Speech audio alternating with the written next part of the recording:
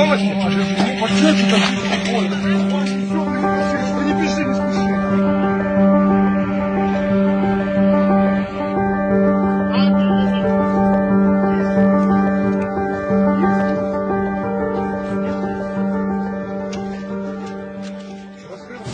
Я почула звук, и на мене все рушилось. Карточный домик, она горела, все. Я ребенка доставала меньше, среднюю дочь достали.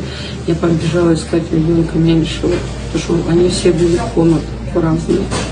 Його нашли, я не знаю, мене не підпустили, його забрали, він бив і увезли в реанімацію. Ми тільки купили весну дом, і все, муж повернувся з полону мене.